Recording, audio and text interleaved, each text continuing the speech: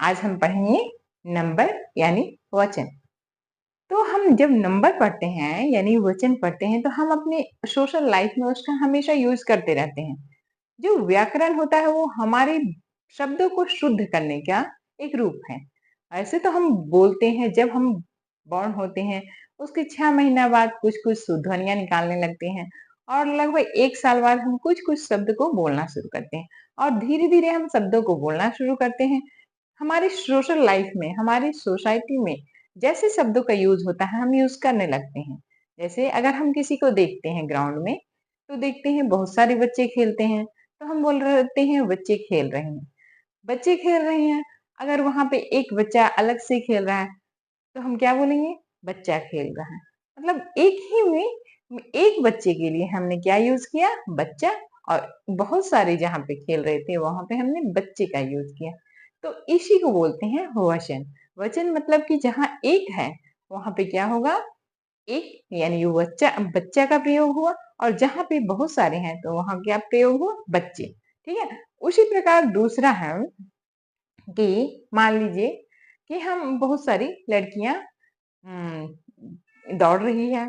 तो जब लड़कियां दौड़ रही है तो हम क्या बोलेंगे? लड़कियां दौड़ रही हैं। और कोई ये लड़की क्या है? बैठी हुई है, तो क्या बोलेंगे? लड़की बैठी हुई है। एक लड़की एक जब रहेंगे तो उसे हम बोलेंगे लड़की। और जब बहुत सारे रहेंगे तो उसे क्या बोलेंगे? लड़कियां। तो यही हमारा वचन है। ये क्या है? हमारा वचन। ठीक है। जैसे अगर एक रहता है तो उसे क्या बोलते हैं? बच्चे।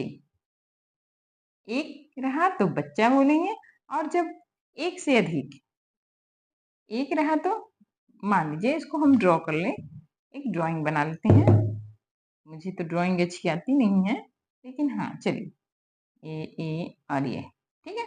और अगर बच्चे होंगे तो क्या होगा? यहाँ पे एक से अधिक क्या होगा? एक से अधिक बच्चे रहेंगे। क्या रहेंगे? एक से अधिक।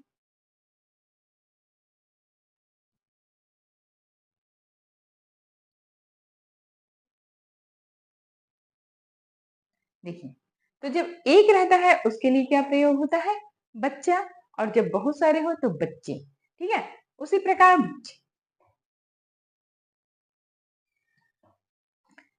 प्रकार अगर हम दूसरा शब्द देखें, मान लीजिए कि हम लड़का है या लड़की है।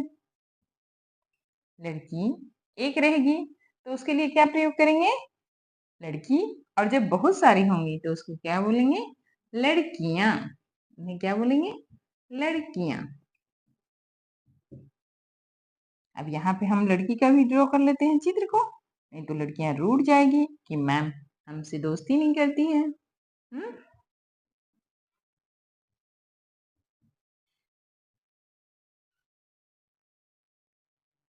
अब इन लड़कियों को चोटियां बहुत प्यारी होती है।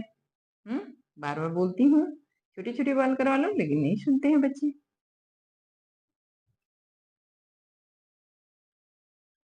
चलिए।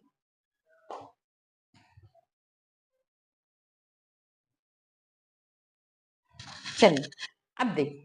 तो अब समझ में आ गया होगा कि जहाँ पे एक रहता है, कोई भी एक चीज या कोई भी एक वस्तु रहती है, या फिर कोई बच्चा एक है तो उसको बच्चा बोलेंगे। और जब बहुत सारे रहेंगे, ये बहुत सारे का मतलब हुआ एक से अधिक। हिंदी में द्विवचन का प्रयोग नहीं किया जाता। हिंदी में एक वचन या बहुवचन, एक वचन या बहुवचन होता है।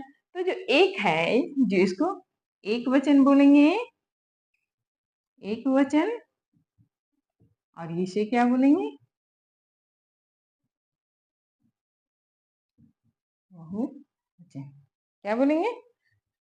बहुवचन। ठीक है। तो जो सिंगल है, अब इसको इंग्लिश में भी सीख सकते हैं। चलिए, अब हम देखते हैं कि इन्हें चेंज कैसे किया जाता है एक वचन से बहुवचन में। जैसे बच्चा है तो बच्चे हो गया, लड़की है तो लड़कियां। तो इसे चेंज कैसे किया जाता है? ठीक है।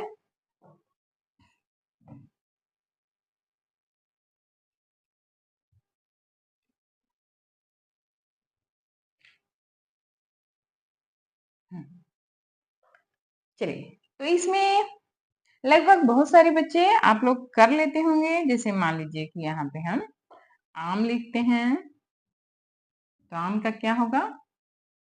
आम।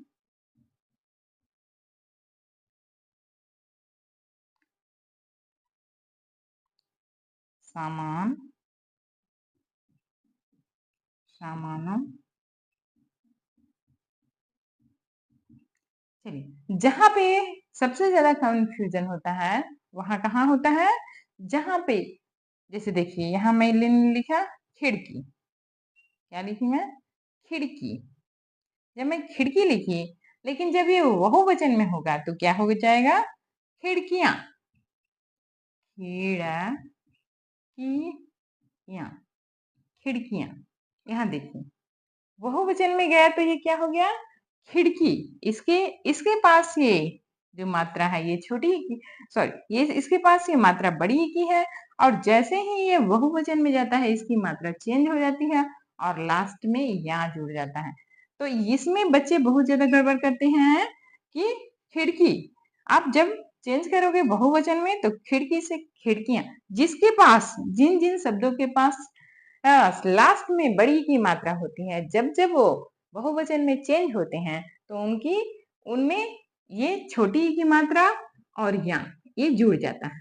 ठीक है, छोटी ई की मात्रा और या जुड़ जाता है। जैसे कि हम दूसरा एग्जाम्पल देख लें,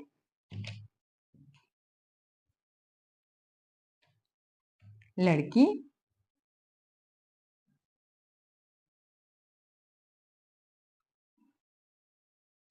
लड़कियां।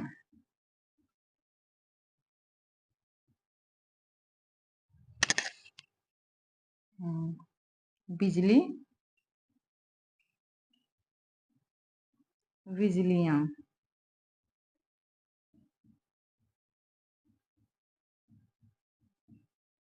पहेली, पहेलियां, घड़ी, घड़ियां।